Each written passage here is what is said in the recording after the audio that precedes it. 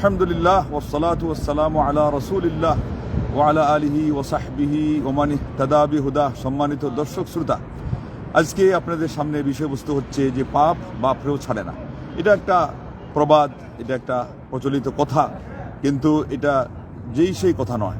এর মধ্যে রয়েছে আমাদের একটা সমাজের অতি তিক্ত অভিজ্ঞতা এবং বাস্তবতা যে পাপ এটা হলো বদভ্যাস।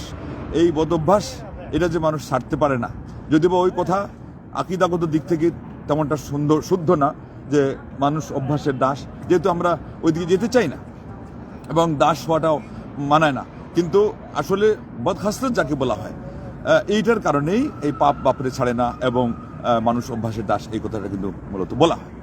আজকে যে এত কথা চলতেছে, এত মানুষ পরিস্থিতি দেখতেছে, দুঃপরিণতি দেখতেছে, আপনার কোন দলের একটা বিধর্মী ওই ব্যক্তির দলের ওই পতাকাটা লটকানোর জন্যে বেচারা গিয়ে বিদ্যুৎ শর্ট করে মারা গেল, কে শুডাউন করতে গিয়ে মারা গেল, কতজন যে আহত হচ্ছে, কতজনের যে সংসারের দায় দায়িত্ব সে সেগুলো তো হওয়া উচিত ছিল না মুসলিম সমাজের মধ্যে।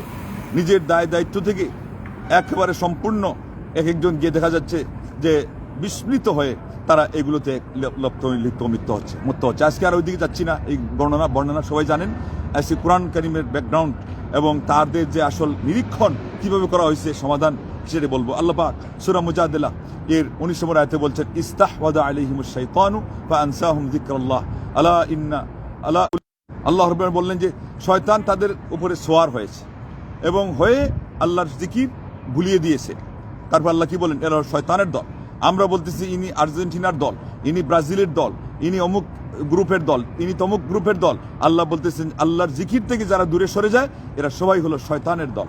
উলাইকা হিজবুশ শাইতান আলা ইন্না হিজবাশ শাইতানি হুমুল খাসিরুন। আর জেনে রাখো শয়তানের দল নির্ঘাত ক্ষতিগ্রস্ত। সূরা মুজাদালা আয়াত নম্বর 19।